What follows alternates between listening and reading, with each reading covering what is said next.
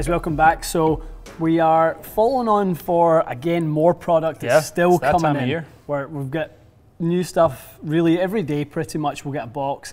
Feels like Christmas every single day in here right now. And we have just got the new Apex hybrids in. Yeah. So I think the first edition was pretty well received. Yeah, it has a bit of a following, doesn't it? It definitely does. For the players, the people who want more of a neutral hybrid, maybe something that's a little less draw-biased, like something compact. Like Rogue, that sort of thing. And this is a similar design, similar sort of look and feel with a little more tech. Obviously with jailbreak. So they've integrated jailbreak. Is that the main difference between the previous generation?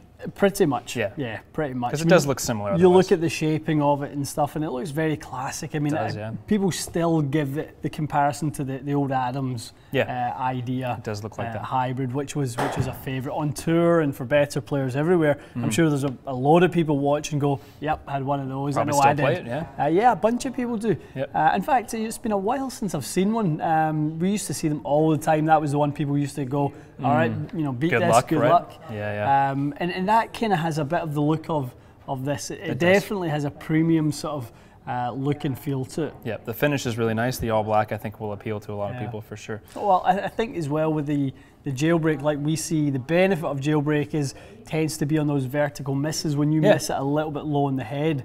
We've seen that so much. So, hitting it off the turf, we could see a little bit of that. Yeah, and that's what people are looking for, is a club that is easier to hit than a long iron. But this being, it's iron-like, I guess, in profile. It's meant to transition into your set. So if you're kind of against hybrids, but you want the forgiveness, this seems to be one of the best options out there.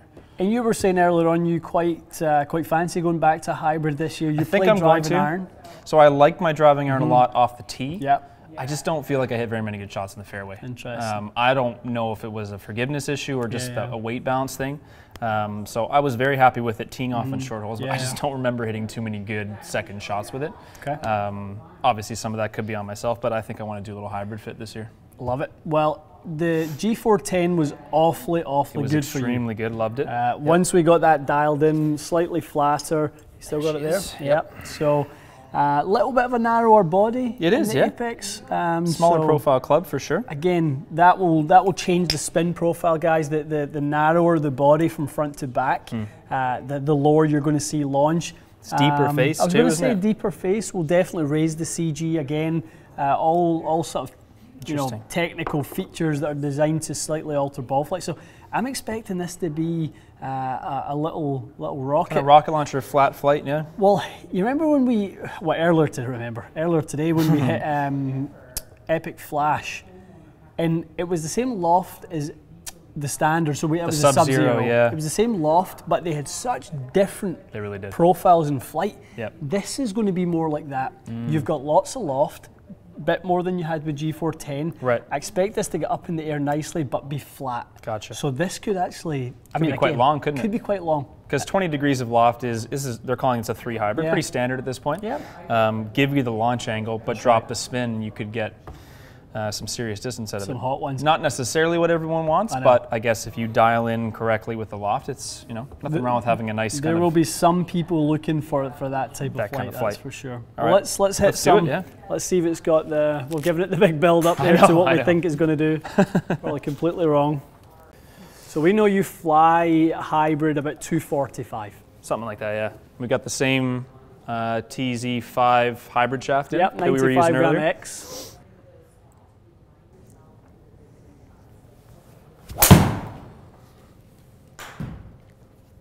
Pretty solid. Nice opener, Matty. Certainly kind of feels like a little bit more of an iron or driving iron style feel to it. Pretty commercial stuff from you there. 243s, about what we expect to see. Spin rate in the low 4s. We kind of mentioned that in the G410 video, didn't we? That's what you want. Hybrids in the low 4s is nice. So, how's that for a launch angle? It was a little low in the face, but yeah, it was a fraction on the low side. Good result though. Yeah, lovely. So a few more. That sounded a little more in the face, eh?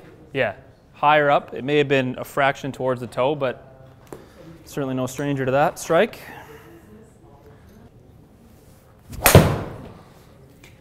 think you raise an interesting point though for a player's golf club. Yeah. That companies could actually start taking a bit of ball speed away. Just so that it was more consistent? I don't think it's the worst idea. I mean, that was not hit well. Yeah, but tell you what, the ball flight did not indicate. No, it was fine, wasn't it? Just problems. a higher strike. That's hit well. Tried to get my speed to where we were earlier with the 410. That's a fair comment. Yeah, that's a little more like it, I think. Like really, really good. It kind of reminds me of my driving iron, just, I don't know, just more forgiving, a little easier to hit. It's those last two were pretty impressive. Yeah, I like those two.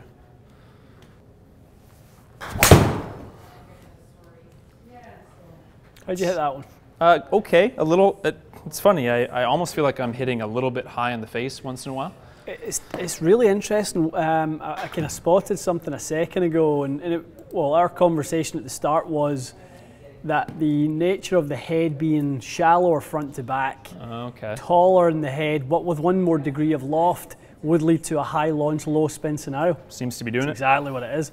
The flight's very neutral, turns over a little bit more. So obviously G410 with the flat setting was a little. We were offsetting it basically, weren't we? We really were. We were trying to eliminate the right side. Speed-wise is good. I wouldn't say, G410 was. It was very jumpier quick, for sure. Yeah. Very, very quick and less lofted. Yeah. So a degree less loft, you'd expect a bit more ball speed. Yeah. Okay. Let me try to give you one more good one. That's hit well.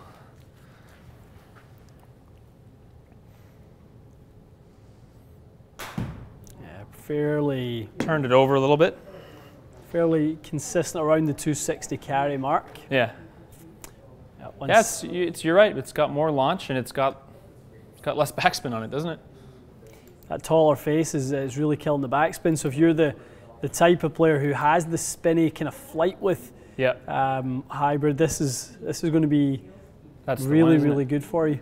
I'm curious, just because I tend to be more of a draw player. Let me try to fade one. Yeah. Just to see if you can still hit it. I mean, you want to still be able to hit a soft landing shot if you need it, right? And that would be the benefit of going with something with sort of neutral sort of orientation, less offset, being able to shape it. It's like, why do you play a blade? Yeah. The no offset allows you to dictate what you do with the flight. Are you opening it or closing it?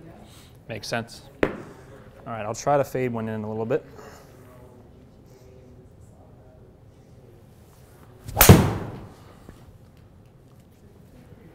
It's a slight fade.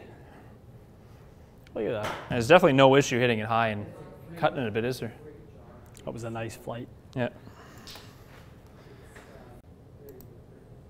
Neutralize the path quite a bit. Some more spin. Just lifted the height slightly. So absolutely no issue for the person that wants to change the shot they're hitting, is there? No. Nothing that's stopping you from putting more spin on that. None whatsoever. And I think people will love the fact that they can hit a 13 launch, 3,000 spin kind of flat draw if they want to, rip it through the wind, or you can hit a bit of a cut and land one soft on the green. Yeah, completely. It's a versatile club. So ball speed wise, it was a little bit shy of the ping, fine. Yep. Call it the degree of loft discrepancy, that's fine. Fair enough. Little higher launch, about a degree, again, fine.